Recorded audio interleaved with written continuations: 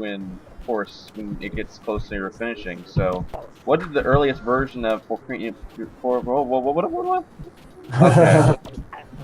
What did the earliest version of Porcunipine look like? I mean, We have it on Congregate. Let us see here. You can actually play it. Yeah, I believe it's still working on Congregate, the in first version. But yeah, it looks kind of like this level you're playing right now, but much uglier. Because it was a game jam game. We made everything in 72 hours. We had barely. It was our first jam. Yeah, it was our first game jam too. But yeah, well, we improved on the game style and stuff. But the whole, let's say, art direction, it's pretty much the same thing. It's just way more polished, but not as it is now. what's the biggest gameplay difference? Because obviously, when you start playtesting things, you can be like, "Hey, that's a really cool idea," and then you playtest it, and it's like, "Wow, that was a really bad one." Yeah. The initial version had only two enemies. That is the little blue guy and the orange guy. And it was only one arena and only the single player mode. Everything else we did is new. Yeah. The basic mechanics didn't change much, or at all. No, it didn't change at all.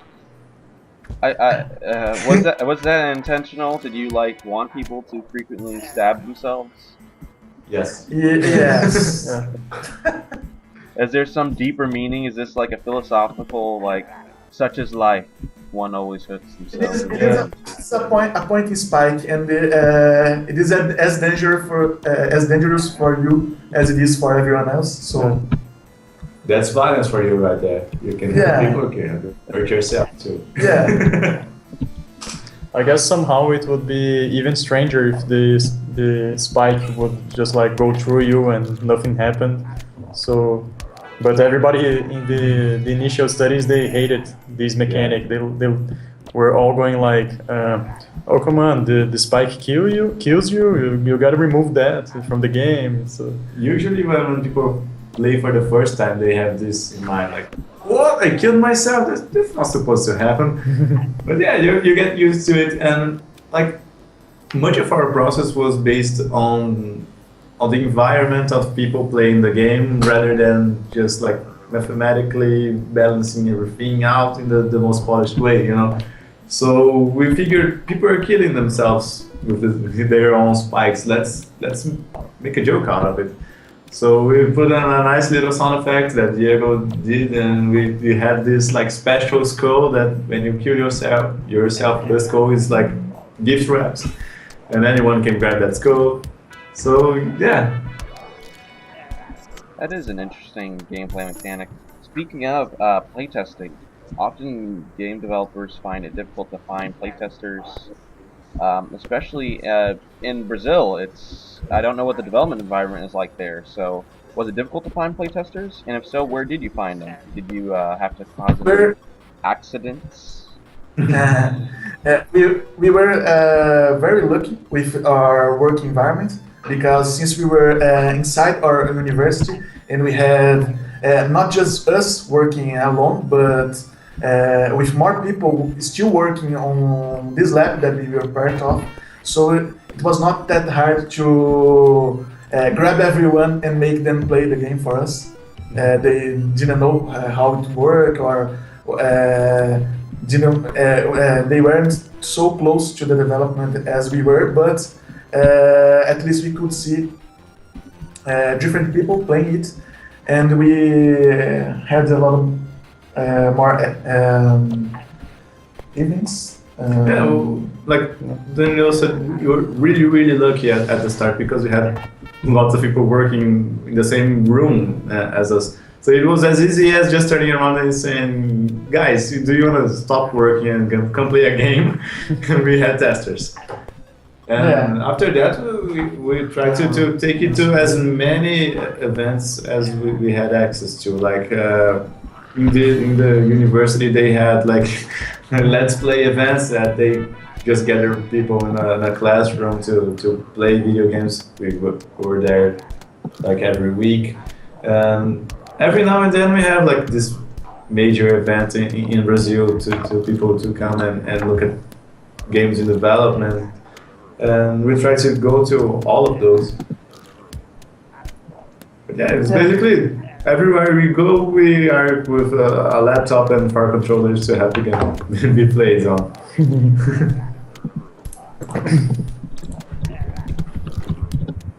So in Brazil, this is my first time actually speaking to a developer from Brazil. What is the community like? Before the stream, you were telling me about how it's actually a really big country, so sometimes it's hard to get everybody together and help each other with projects. Mm-hmm. Yeah, I mean, we see a lot of quality work being done in game development in Brazil right now. It's totally an up-and-coming force of game development. We see big companies coming together, awesome professionals coming to nice projects. But as I mentioned, it is a big country. It is kind of hard to keep track of everyone, kind of hard to get in contact with everyone. And we still lack some development in like education and business and the business side of things in game development here. We don't have like major publishers from Brazil, for example. We don't have many courses or many academia courses for game development. So that pushes it back a little on the community, but I don't think it's anything major. It's actually a lot of fun to do this here. I mean, people are very nice too. Yeah. That's awesome. So once you started to build the beginnings of what is now Porcunipine, which is on Steam, you can get it now if you'd like to support the developer. But when you first started working, how did you decide who to add to your team? Because did you end up having to bring more people on? We actually, when I first started to talk about having a studio and like being a quote-unquote business owner here, we had actually more people on the team than we do right now. We have people not necessarily into game development, but like more into administration and stuff. And we kind of slimmed down through like the settlement process. And we just came together like the basic 2 artists, 2 programmers thing, you know. So we actually didn't in any part of the way say like, oh, we don't have like an experienced programmer. We had to hire someone. Let's go check resumes and stuff. It was all very natural actually. Yeah, we looked to see what we could do with the people that we had, and that from this group of people who really wanted to go forward with the idea. And then most of the people that are not with us today, it was before we really started out, but they just left naturally because they want something else for themselves and not necessarily work with what we are working today. So it's nothing. We never hired or fired anyone. Yeah. Yeah. I mean, they can fire me tomorrow. That would be kind of sad. Like you're like, hey, we just did an interview. Okay, yeah, you're fired. You're fired. It was your last. So when it came time to continue, you said you first developed it in a game jam, right? Yeah. Yes. Well, how did you? What made you initially think that okay, we want to turn Porcunipine? It can actually be something more than just this fun little thing we made during a jam. When after Python Ludumber, we took a break to finish up other projects and other stuff of about 3-4 months, and we like our game a lot. We played it for a long time when on Congregate, and we always saw potential on the game that we could make it something more. And as soon as we had some time to make some prototypes and try out some stuff, and we had this suggestion, this suggestion of some friends that how cool it would be if it was a multiplayer game. And then as soon as we could, we make a very small prototype of 4 Porcunipines playing against each other with almost no rule at all. And at this first test, we were for around 6 hours of playtime, everyone laughing, everyone joking around, and everyone having fun. So at that time, we saw that we had to finish up this game, and we had to keep working on it. And now we hope that as many people as possible can have some fun as we did. And it's funny because I've noticed that you guys have actually added some maps, right? In a recent update? Yeah. A ton of maps. And apparently puns, like, it's no good as an arena. Who made that one up?